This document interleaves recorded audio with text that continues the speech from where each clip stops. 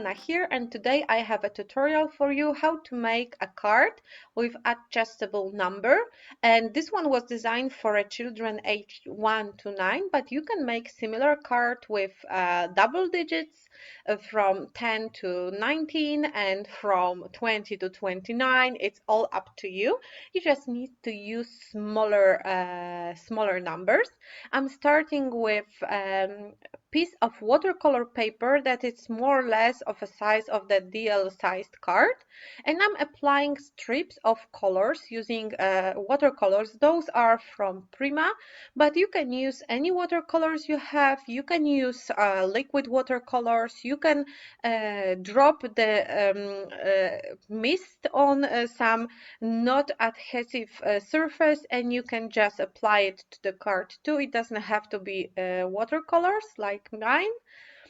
I am applying a whole rainbow of them using 9 colors because I will be using 9 numbers on the card, and each card is a different color. You can see them cutted out above.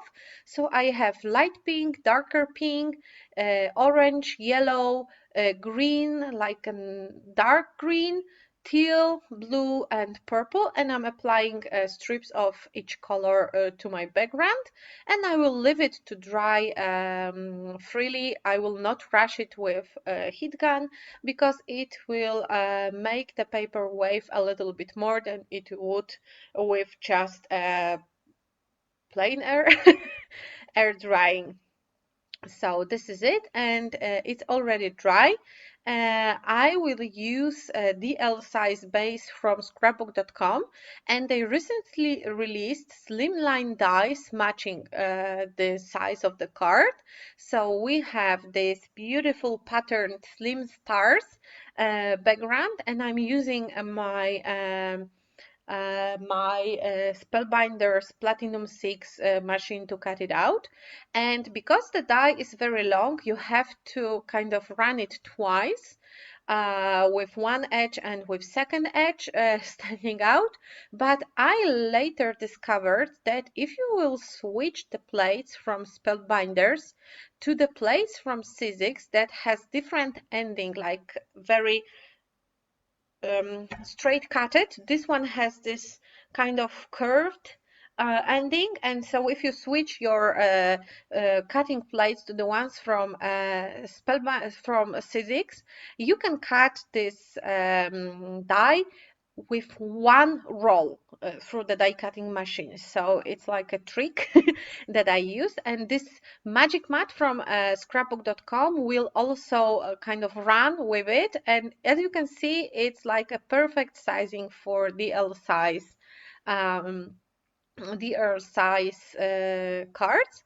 And I started with cutting my rainbow paper using the Slim Stars die, and then I added a smaller size of frame rectangles from another set to cut a little bit from this starry background, because I want it to be placed over the a little bit bigger mirror silver cardstock, so the stars will shine from behind, and the rainbow background will be placed over it. So I'm also using those slim nested rectangles. There are 9 dies, and they matches the sizes of the DL size card too.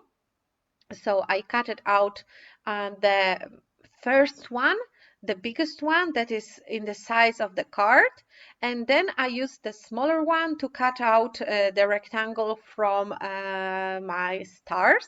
So it will be, so you can see my face and my phone in the reflection. So I just cut it the stars smaller than they are cut with the original Slim Stars die. I just trim. You don't have to use the dies, nested dies. You can use your trimmer to cut it down to the size you want. I'm using basic bolt number dies. They are much the same kind of alphabet that was previously released by scrapbook.com, and I'm cutting numbers from 1 to 9, and I'm cutting each number 3 times only to make each number thicker So I'm gluing all the three pieces of the same number together. So I have 1, 2, 3, and so on. And I'm my glue is stuck, so I need to use a needle to clear the nozzle. So I'm gluing all the three numbers together to get one thicker one, and easier. It will be just sturdier when you will move the element that highlights the number. So the numbers are done, and I'm using the same mirror cardstock to cut out two kind of circle frames. They are from Lone Phone, but you can use two circle dies, just put them together and connect them with a temporary tape to make the frame in a round shape. And I'm cutting out the piece of transparent foiling that is slightly narrower than the inside of the circle, and I'm gluing it inside one of the circles. It looks like a belt buckle, I would say. I know it's hard to follow because it's transparent, but I'm adding two layers of this round frame together to make it sturdier, and I'm adding a piece of the foil on the back, and you can see the marks with the pencil that I marked to show you how it should be glued down. And I'm trimming the excess using just a scissors, so you can only have a plastic like an inside, and it will be the highlight of the number, the circle.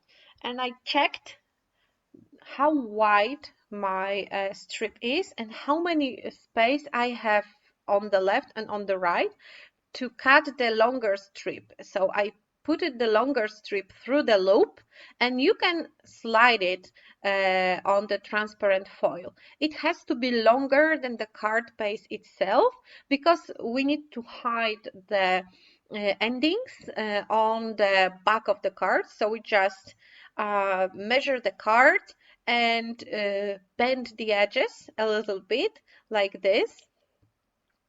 It's so hard to describe it with words when you are not so fluent in English. But basically, we have one long strip that is mounted on the sides of the back of the card, and one circle with smaller strip of foil that goes in between those this longer strip.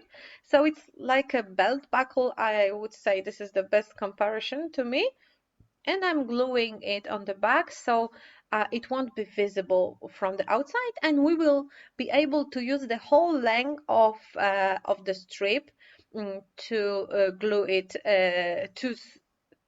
not to glue, to move the circle. We still don't have numbers here, so it will probably be more clear to you when we will glue down the numbers. I'm adding my rainbow base to the mirror cardstock. I added this transparent double-sided tape to glue it down. You can use liquid adhesive, but it will take longer to dry. And now I'm ready to glue down the numbers over this transparent strip we have on the background, not to the paper. It only can be glued down to the strip, and no glue should be put it outside the strip length. You can of course do it like a proper person and glue it down straight in a row, but I like quirkiness. I don't know how to say it in English, but I like when things are not even. So some of my numbers are higher, some of my numbers are lower. That's why sliding this circle isn't that smooth, but it's still like doable. And because of the thickness of the numbers, the circle sticks just in the spot where you leave it, so it doesn't slide by itself. And you can highlight the number you need. I used the same pattern paper, not pattern paper, colored cardstock as I used for the numbers to cut out the happy birthday letters. I used one of the uh, Sizzix Thin Lids alphabet dies that I had in my stash for a while, and I think I have them for 2 or 3 years and haven't used them yet. So it was the best time. The cardstock I used for numbers and letters is a smooth cardstock paper pads. They are in this small A2 size, I think. And I used the sherbet pad and one color from Cold Colors. I think the purple one is from Colds. And I'm gluing down those sequin stars to add a little bit more shine, and my card is finished. I also added the stars that I cut it out using the starry die. So I placed them over the background, and I hope you like this idea. It was like a first card that I did this way, but I just had an idea and I needed to practice it. And here are some other videos you may like. Thank you so much for staying here with me, and see you on some other videos soon. Bye!